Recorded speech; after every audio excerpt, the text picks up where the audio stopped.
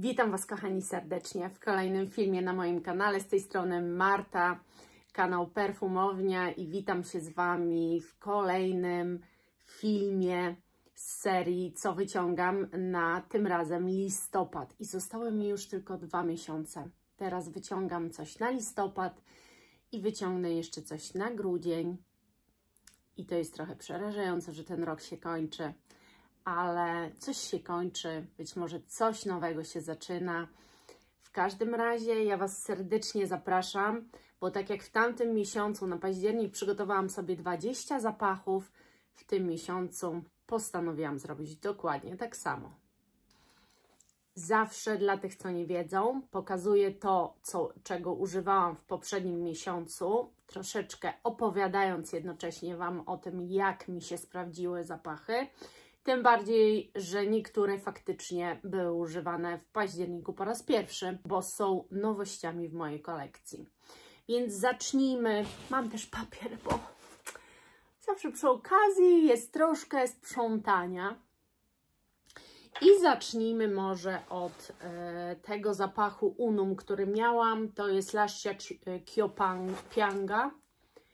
No i to jest bardzo podobny zapach do Cocaine Franca Boclet, tylko że ja właśnie w Cocaine wyczuwam jeszcze tę nutę trawki.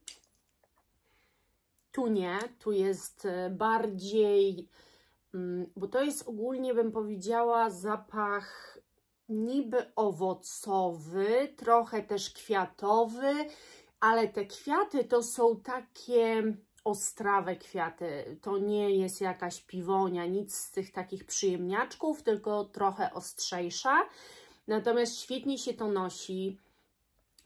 One nie projektują nie wiadomo jak, ale muszę Wam powiedzieć, że jednak ludzie je czuli ode mnie, pytali co to, także cieszy się on się bardzo dobrym i pozytywnym odbiorem. Zresztą wydaje mi się, że jeżeli chodzi akurat o ten zapach, to naprawdę tu nie ma co być jakieś takie odstręczające. Przynajmniej tak mi się wydaje. A wszystkie osoby, które testowały, możecie dać w komentarzu znać. Słuchajcie, ja się nie obrażę, jeżeli komuś te zapachy nie przypadają do gustu, bo tak też może być, ale testować zawsze warto. Ja testuję też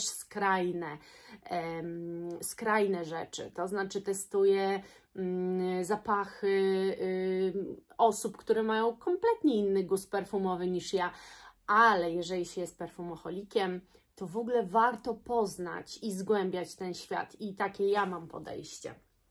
Więc Unum świetnie się nosiło jesienią. Tym bardziej, że ten październik to był taki trochę mocno deszczowy, wietrzny, ale też było trochę ciepło.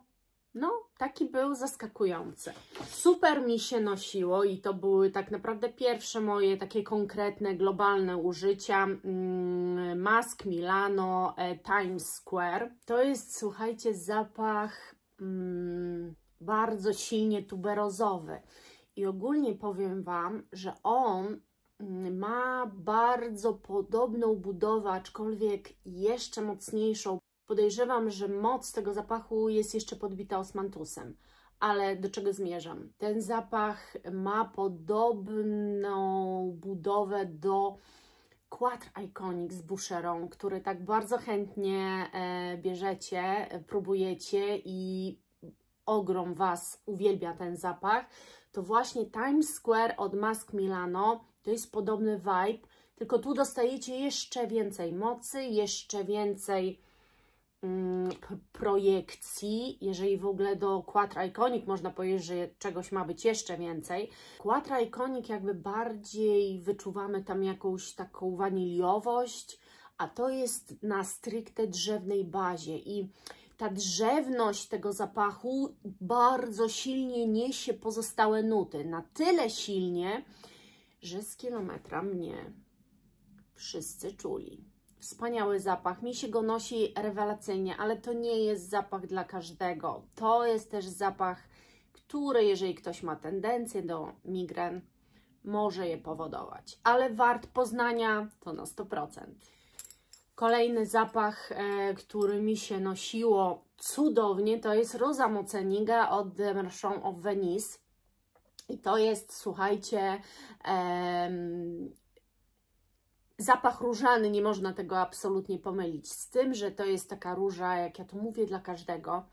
Dlatego, że ten zapach jest z dodatkami takich lekkich kwiatów. Tam chyba jest piwonia, z tego co kojarzę. I to powoduje, że on jest i romantyczny, i bardzo subtelny, delikatny, nie krzyczący.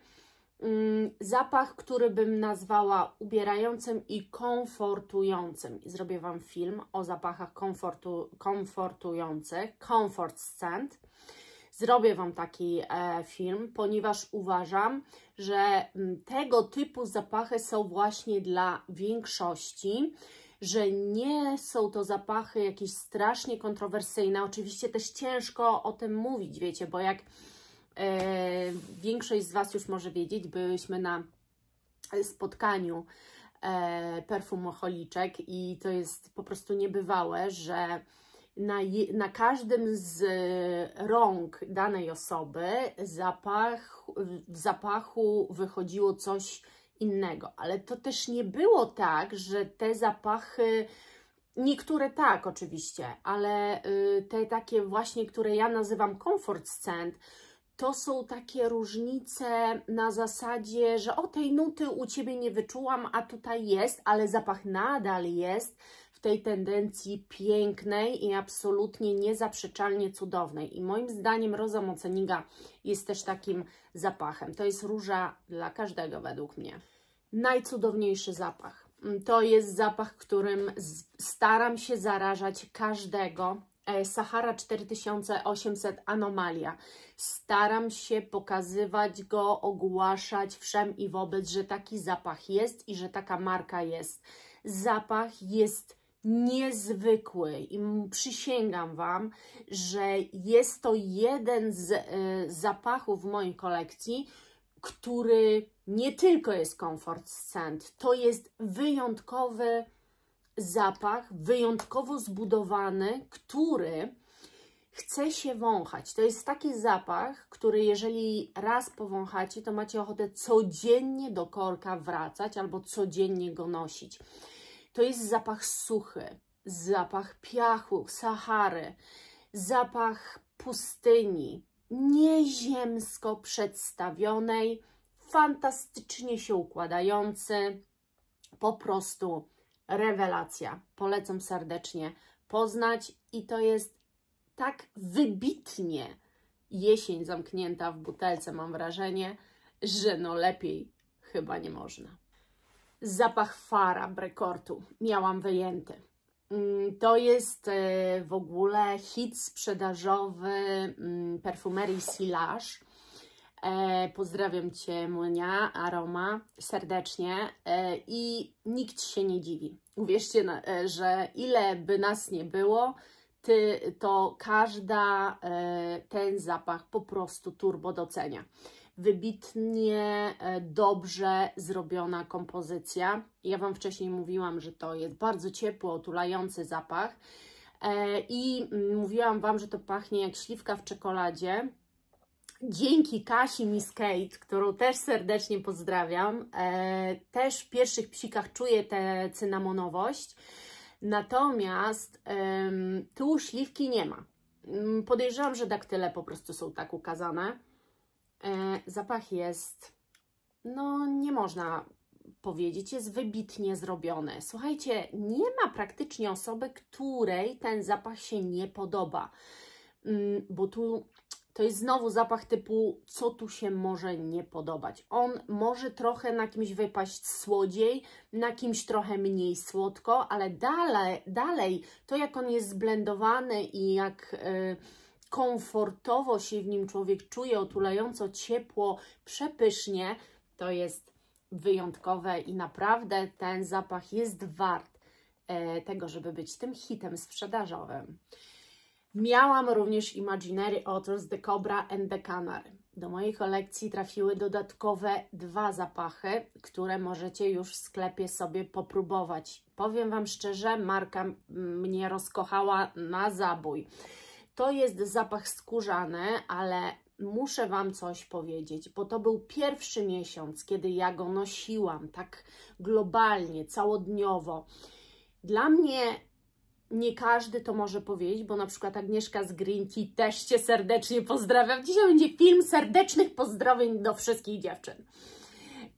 Na przykład Agnieszka z Green Tea zawsze mnie pyta, słuchaj, jak te Imaginary na Tobie się utrzymują, bo u niej to jest różnie. Dla mnie to są turbotrwałe, wręcz bardzo projektujące i turbotrwałe zapachy. Więc nie wiem, od czego to zależy, może od nosa, że Agnieszka aż tak mocno nie wyczuwa tych formuł. Natomiast ja Wam mówiłam, że tu jest taki trudniejszy początek, który trzeba przetrwać, później jest typowa skórzaność. A Agnieszka z Green Tea zawsze mówiła, a na końcu jest kobieca pudrowość. I przybijam temu 5. Na końcu to jest zapach totalnie kobieco-pudrowy.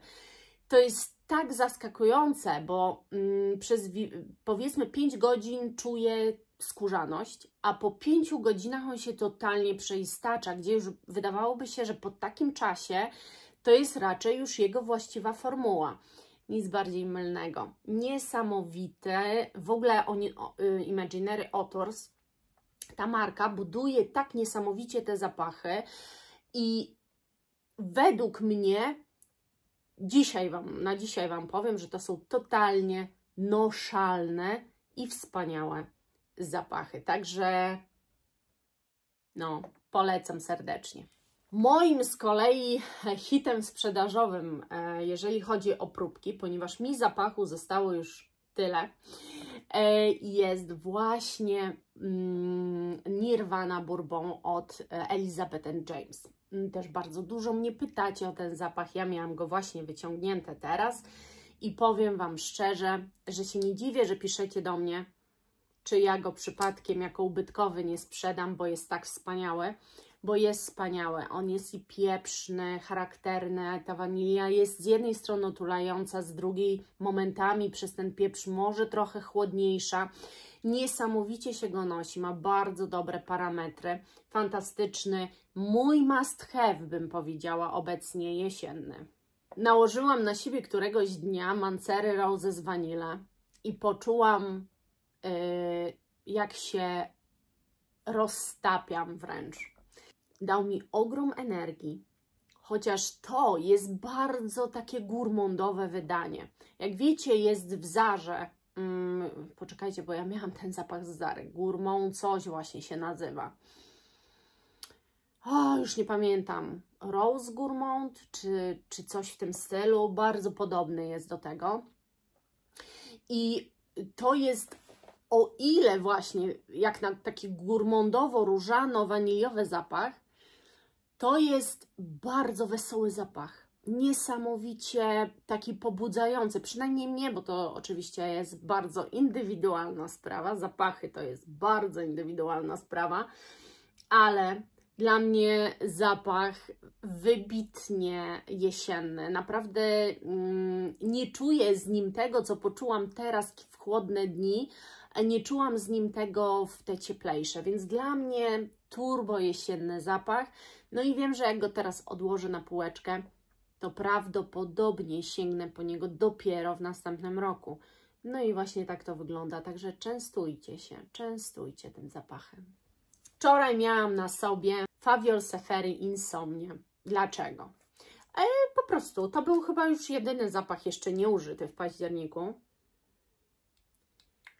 Ja Wam w Gourmandach o nim opowiadałam. Dla mnie ten zapach jest czekoladowo-kawowy, bardziej czekoladowy niż kawowy, jeżeli chodzi o mnie, na mnie faktycznie. Bo w korku ja czuję i kawę, i czekoladę, ale na mojej skórze jednak czekolada wygrywa. Wspaniały zapach, który ja nazywam perfumami, a nie gourmandem do końca, bo mimo, że jest czekoladowy, więc jest gourmandowy, to jest ta taka baza perfumowa. Dlatego to jest zapach, który może się bardzo spodobać osobom, które gourmandów nie lubią, nie noszą, nie kupują zapachów gourmandowych, no bo właśnie on ma ewidentnie bazę perfumową. Nie, no to jest mistrz nad mistrzem.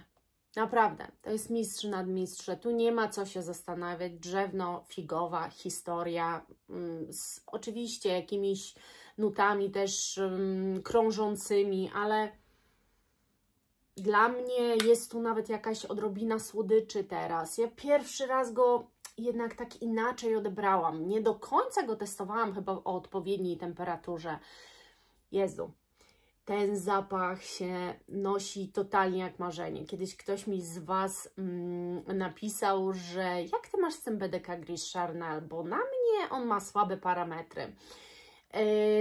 Nie wiem, słuchajcie, to jest naprawdę bardzo indywidualna sprawa, jeszcze raz powtórzę. Natomiast kogo bym nie zapytała, nawet nie musiałam niektórych pytać, sami mówili, co to jest za zapach. Boże, czuć Ciebie na korytarzu, że to Ty byłaś, więc naprawdę zapach jest i projektujący, i trwały, i to, że Wy go na sobie nie czujecie, to czasami jest warto jednak kogoś o to zapytać. Uważam, że ten zapach jest genialny, genialny. Miałam Alienika Extra Intense wyjętego. Jest to nadal opowieść jaśminowa, ale jednak z podziałem na jaśmino-tuberozę, która może do większości przemówić. I tak na przykład powiem Wam szczerze, że jak pierwszy raz go testowałam, to miałam takie, że no ale podstawowy jest jednak trwalszy. Nie, on po prostu chyba musiał trochę postać. Może, nie wiem, nie zmacerował się, za wcześnie go wypuścili. Nie wiem, to jest stosunkowo nowy zapach, więc nie wiem, o co chodzi. Raczej się nie wypuszcza nowych zapachów niezmacerowanych, czy kiedy te składniki się jakoś dobrze nie połączyły, ale może taki dostałam akurat taką buteleczkę, gdzie trzeba było chwilę poczekać, bo powiem Wam, że moc tego zapachu to jest wow, ale nie ma tego jaśminu takiego właśnie, który ja odbieram słodko i wręcz momentami jak takie jakieś ciasto śliwkowe, bo on jest dla mnie aż tak w tym alienie podstawowym EDP, aż tak słodki. Tu przez tą tuberozę to jest po prostu dla mnie kwieciuch, mocny, silny, ale bardziej kwieciuch i tu już nie wyczuwam takich słodkich nut. Bardzo mi się spodobał, świetnie mi się nosiło, rewelacja. Miałam wyjęte też Libre Intense, nikomu nie będę przedstawiała tego zapachu, bo ja myślę, że chyba nie ma nikogo, kto by nie znał wanilii z lawendą, wspaniałej i cudownej. Ja nadal bardzo lubię ten zapach i powiem Wam, że lubię go mieć na sobie, nic się nie zmieniło. Mówiłam Wam też, jak wyciągałam z kolei ten zapach w październiku Dolce & Gabbana The One, że zobaczymy, czy miłość została, czy odeszła w siną dal. Została. Została ta miłość i powiem Wam, że mimo nie wiadomo jakiej liczby zapachów, mimo tego, ile testuję, poznaję nowych, jak kocham nisze, to są zapachy z mainstreamu, które wiążą mnie silnie z pewnymi wspomnieniami, zakotwiczają mnie w jakichś wspomnieniach i on tak silnie mnie zakotwicza i też ogólnie robi taką aurę wokół mnie, mam wrażenie, że bardzo lubię i świetnie mi się nosiło. Wanilia jesienią jest wspaniała. Używałam też tego gagatka The Lover's Tale od Franceski Bianchi. Cudo. Cudo, tu nie ma po prostu, ja się nie mam do czego przyczepić, ale to jest tylko i wyłącznie dla miłośników skóry, dla miłośników hardkorowych zapachów i powiem Wam, że z całej mojej kolekcji Franceski Bianchi mam 4 zapachy, to tak jakbym miała teraz Wam powiedzieć, chyba ten kocham najbardziej. Miałam też najnowszy zapach, Little Song od Meo Fustiuni, też sporo żeście go pobrali i powiem Wam, że byłyśmy właśnie też w perfumerii z dziewczynami w Galilu, no i w Galilu jest ten Meo Fustiuni, można sobie powąchać Nie ma drugiego ładniejszego tej marki, uważam, zapachu. Wszystkie są w takiej tendencji suchej dosyć, dziwnej, bo tam są takie zapachy z przeszłości też, mam wrażenie, bo to jest też trochę zapach z przeszłości. To jest taka kawa, która kiedyś była tak autentycznie parzona i z tym nam się kojarzy. Zapach uważam za wybitny, już Wam to mówiłam, i to jest zapach kawy nie słodkiej, tylko dosłownie takiej gorzkiej, strasznie silnie gorzkiej, dosłownie parzonej, gdzie czujecie cały ten dymek tego wręcz parzenia tej kawy, który tam gdzieś się ulatnia.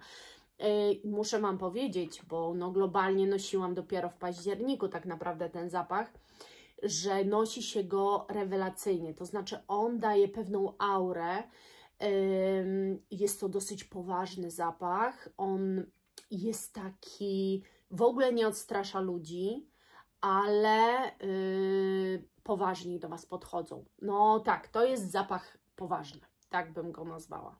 No i miałam oczywiście też moje Mon Guerlain, niewiele co zostało, ale jeszcze jest, to jest wersja Intense. I tak samo, no mi się nosi te zapachy wspaniale, Guerlain mi się nosi ogólnie wspaniale. Ja ubóstwiam tę markę, już to wiem, mam wiele zapachów, jest to jedna z moich ulubionych marek, taka jest prawda, jeżeli chodzi o mainstream. Ten zapach jest ukochany przeze mnie na właśnie jesień. Miałam też Baccara róż 540 Extra wyjęty. No, było grubo. Czasami piszecie mi też, tak lubi się właśnie, akurat wyciągam zapach, to się odniosę do tego, co tam mi piszecie. Piszecie mi, że Marta, jak ten Twój nowy wypust z Baccarata, no bo ja też kupiłam i to w ogóle nie ma mocy. Słuchajcie, nie mam pojęcia, gdzie Wy kupujecie też te zapachy. Czy na pewno w jakichś oryginalnych perfumeriach. Jak kupujecie na grupach, to pamiętajcie, że tam też czasami różnie z tym bywa. I ciężko jest mi powiedzieć, skąd są takie różnice. Natomiast to ma moc tygodniową. Tego nie da się prawie zmyć. W ogóle z ubrań nie ma szans. Po jednym praniu to nie ma szans.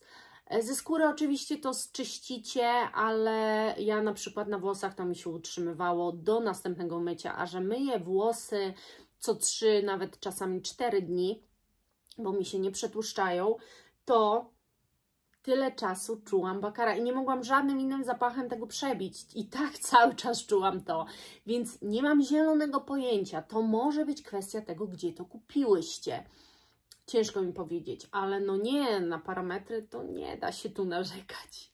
Miałam też Evody, najnowszy mój zapach City Henry i mówiłam Wam, że o nim Wam poopowiadam. Tak, dlatego, że ja na początku go tak dziwnie odebrałam. To jest zapach stricte niszowy, bardzo niszowy, ma wydźwięk. To jest zapach, który jest ogólnie skórzany, ale to nie jest skóra żadna, którą ja mam. To jest skóra dosyć męska, to jest skóra kwaśna. To jest skóra na starym, drewnianym podbiciu, czyli nie wiem, no jakiś mebel stary, już trochę spróchniały, który został obity skórą, też dosyć starą i kwaśną już. I jak Wam o tym opowiadam, to wiem, co sobie myślicie. Zapach nie dla mnie, Boże, obrzydlistwo.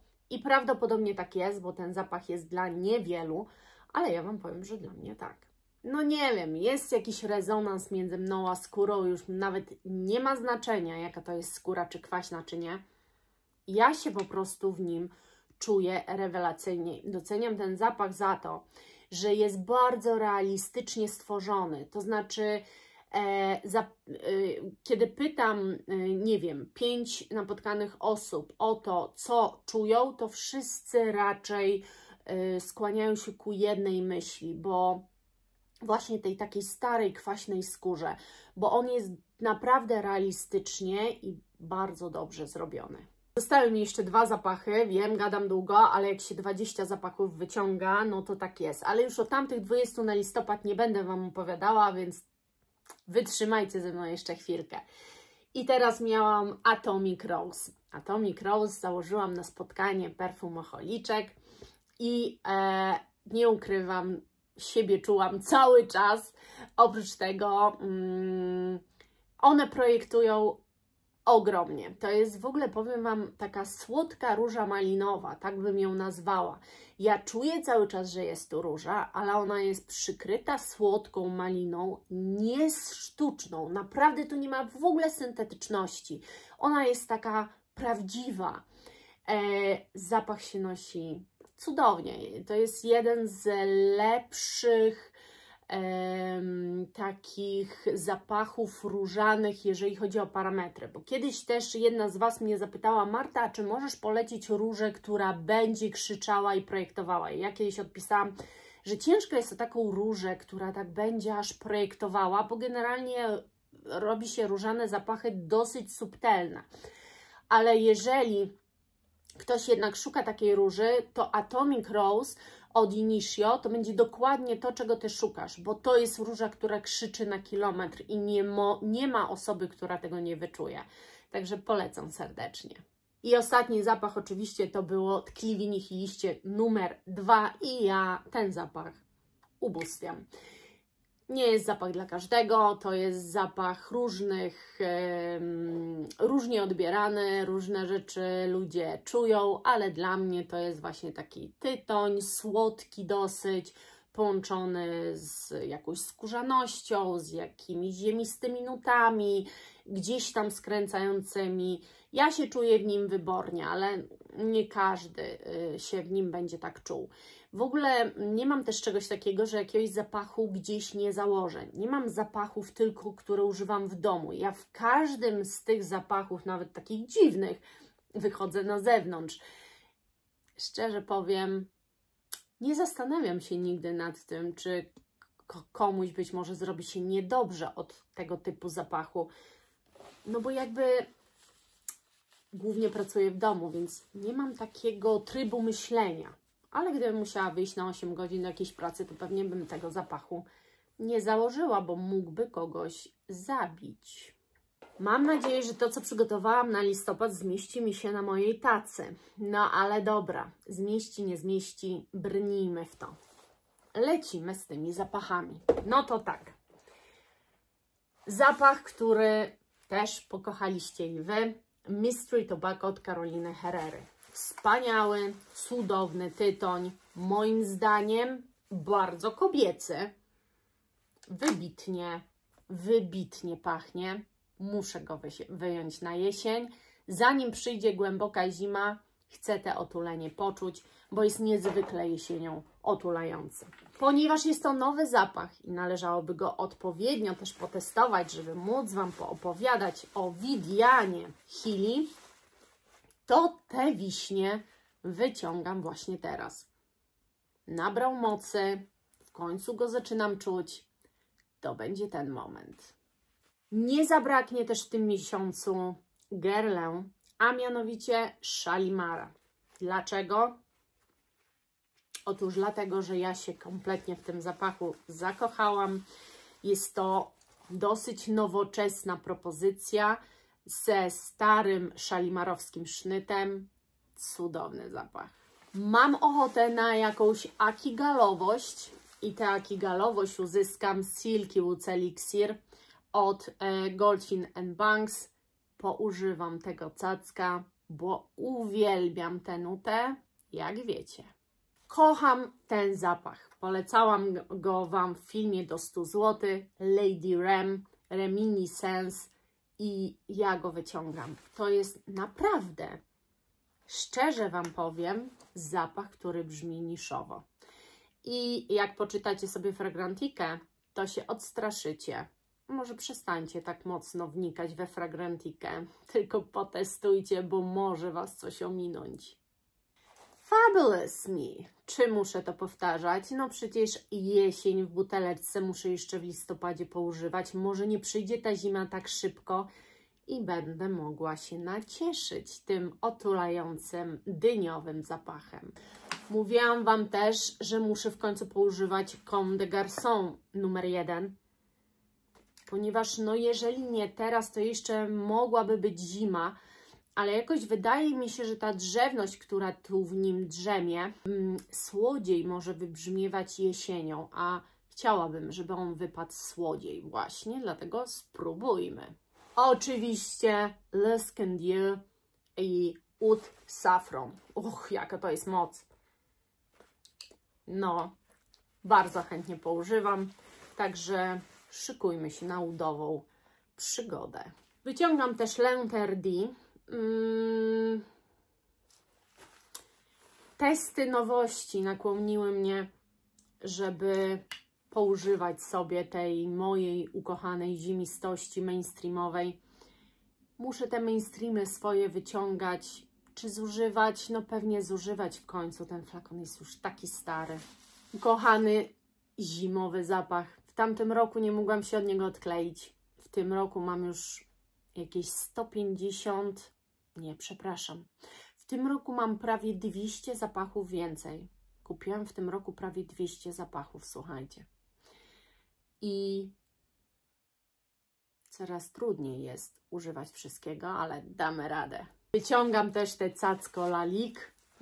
Drzewna historia podobna bardzo mocno do Versace. Z leciutką zmianą na wstępie, ale naprawdę ten zapach jest idealny moim zdaniem na jesień lub na wieczorne wyjście.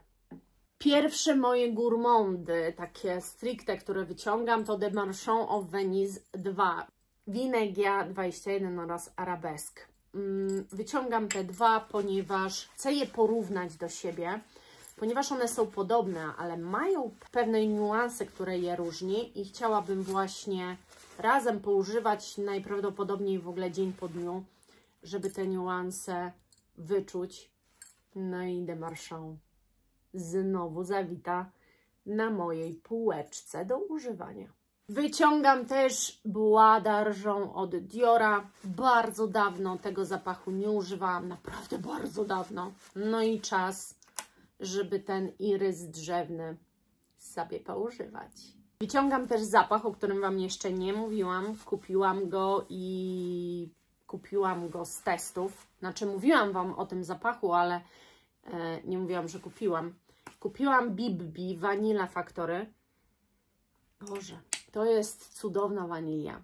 To jest wyjątkowa wanilia. Opowiem Wam o niej albo zanim zobaczycie film z wyciąganiem na grudzień, to może zrobię jeszcze film o samych zapachach waniliowych i popowiadam Wam, jakie to można mieć w ogóle te zapachy. Także Bibbi Vanilla Factory. Wyciągam też, słuchajcie, Barenię w wersji Intense. Oj, to będzie cudo na ten czas moim zdaniem. Zobaczcie, ile ja już nie mam. Tak bardzo chętnie chcecie go próbować. Także ja też muszę się nim popsikać i go poużywać. Poużywam też sobie, bo czemu by nie, Pyte Peach od Toma Forda. Bardzo chyba dawno tych perfum nie miałam na sobie.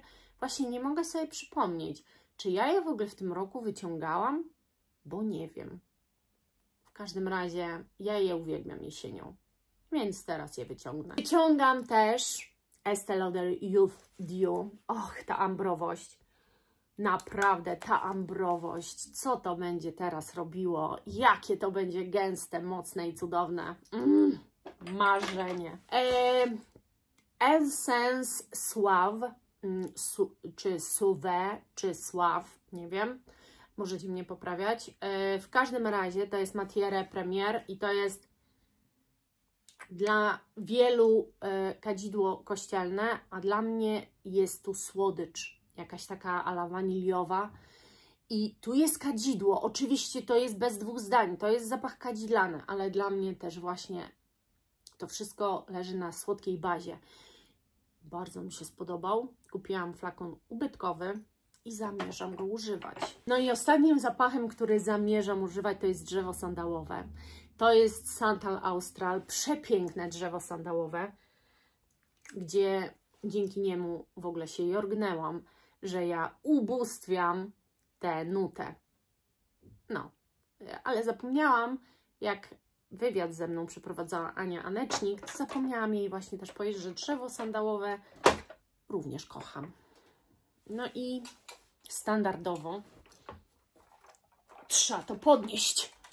No jak trzeba, to trzeba. Wspaniałe zapachy. Wszystko będzie mi się używało na pewno cudownie. Uwielbiam z Wami wybierać te zapachy na miesiąc. Uwielbiam Wam o nich też opowiadać. Trochę przegięłam dzisiaj z długością tego filmu. Wiem. Coś potnę może. Jakoś to zmontuję, żebyście nie musieli ślęczeć całej niedzieli przed moim filmem. Znaczy nie całej. Od godziny 17. Do godziny na przykład 20. Żebyście nie musieli tak ślęczeć. Chociaż kiedyś powinnam Wam taki maraton zrobić. Co Wy byście zrobili, gdybym ja zrobiła maraton filmowy od którejś do którejś? Kiedyś mi przyszło coś takiego do głowy, żeby na przykład jeden dzień zrobić maraton filmowy z perfumownią. Ile osób by przetrwało w ogóle coś takiego? Ja nie wiem, czy ja sama bym to przetrwała. Buziaczki, kochani, i do następnego. Pa, pa!